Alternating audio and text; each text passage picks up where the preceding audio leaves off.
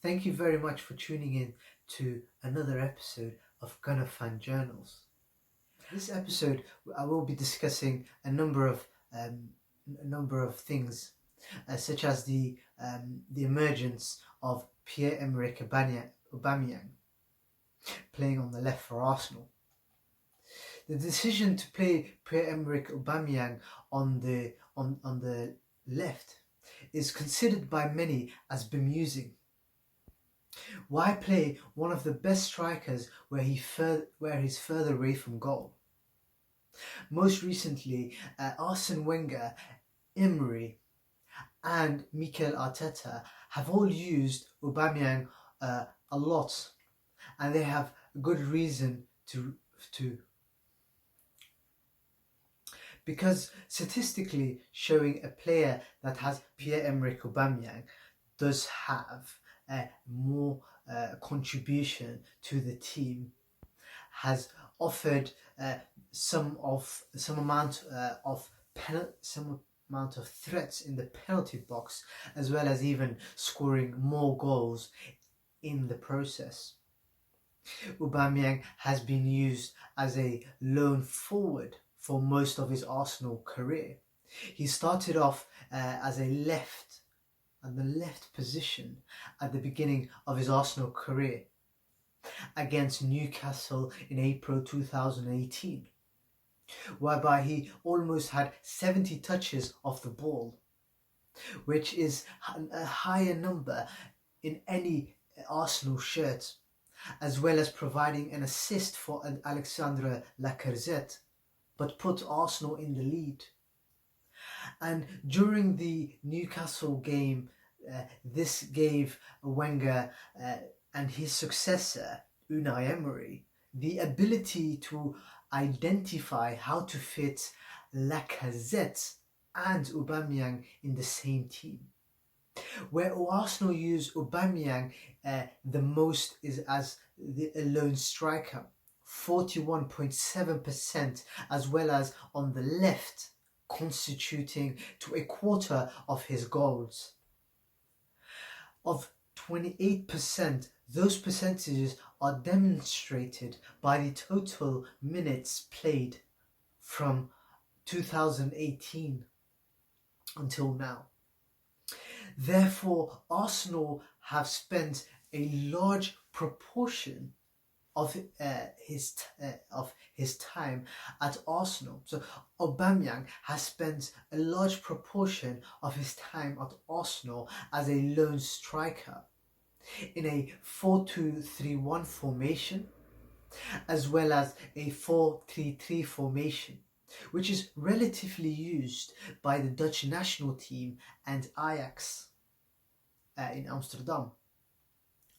Majority of people would agree that playing Aubameyang as a lone striker is where he is best effective and where it suits him best. For all talk of him being used as a winger, is he spends most 2/3 of his time playing as a striker. But where it comes most interesting is looking at his raw goal scoring record.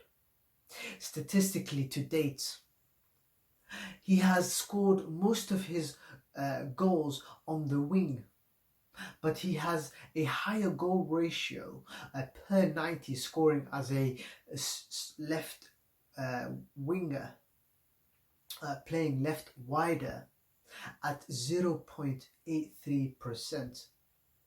Those stats were demonstrated again considering all the Premier League games from 2017-18 to 2019-20 Premier League season. It is also worth noting that how well his record is when playing up top, whether in a two-man strike force or on his own. He scores at least a goal every other game. Aubameyang tends to be significantly less effective as a right winger. Although it is striking that the vast majority of his goals are all still scored from within the 6-yard box. It is not as if playing from the left means he's scoring constantly from the left channel. But what is most important is that even when stationed out wide, he's granted the freedom to get into close range areas, and he is so dangerous. However, when he is partnered up top, he gets fewer chances when he plays alone to when he plays alone, 0.3% compared to 0.63% compared to being a lone striker, which shows that to any team, Aubameyang is a threat. Due to sharing his opportunities with his strike partner with Alexandre Lacazette, which makes a target for many elite European clubs, showing a genuine interest in Pierre-Emerick Aubameyang. But it is clear, highlighting that Aubameyang is an expert finisher, and he belongs with this badge. The quality of his chances at left wing has reduced, but he is still scoring at a high rate. Aubameyang was defined by volume chances, not quality of finishing, but has evolved into a clinical finisher and a clinical marksman. Whether that continues remains to be seen, but it is with doubtless play into Arsenal's thinking this summer that Arsenal need to bring in a number of players into the starting 11. Perhaps bringing back the likes of Mkhitaryan, and also spending big for Thomas Partey. It would be great to have him bring him into Arsenal. And indeed, crucially, Aubameyang gets more touches inside the opponent's box when playing from the flank than through the middle. Now, this is where Arsenal would need to strengthen in the midfield, so that the opportunities can be granted to Pierre-Emerick Aubameyang by his partners in the Arsenal team. It appears that it enables him to offer more defensively without comparing his goal-scoring threat. Aubameyang covers up Arsenal's deficiencies. Therefore, Arsenal need a player who can keep possession under pressure, enabling fellow attackers to catch up with the play. However, Lacazette is a best attacking option from the perspective, and that is borne out in the numbers. Lacazette's pass completion rate in the opponent's half is 0.73% compared to Aubameyang's at 68% pass completion rate in the opponent's half.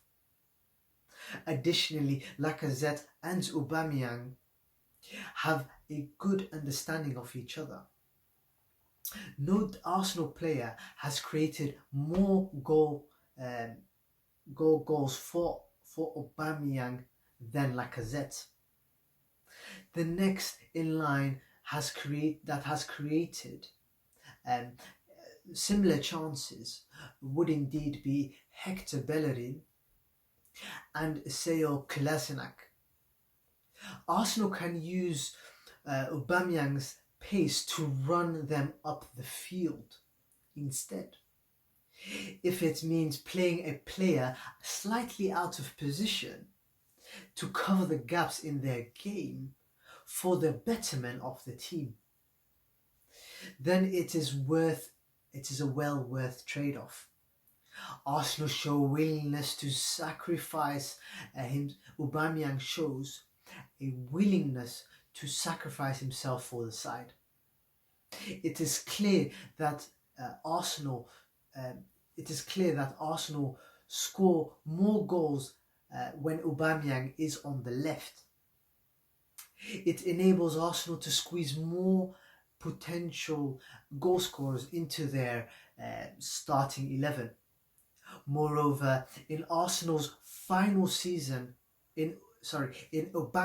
final season for Jurgen Klopp, while Aubameyang was playing for Borussia Dortmund,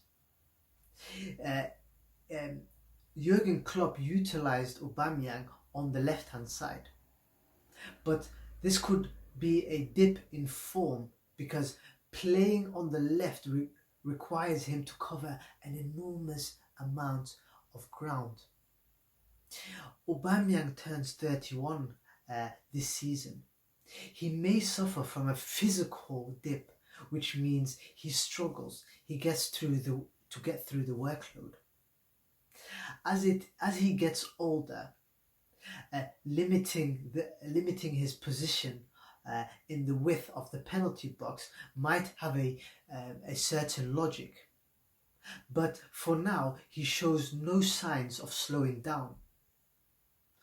I would like to thank you all for watching Gunner Fan Journals, and do certainly tune in for the following episodes, and do not forget to subscribe to my channel and to turn on the bell notification to be the first ones to know that whenever I release a video, you'll be able to see it. And also, do not forget to leave the thumbs up into this video. And also, and thank you again for tuning in to another installment of Gunner Fan Journals. Do take care and see you all soon.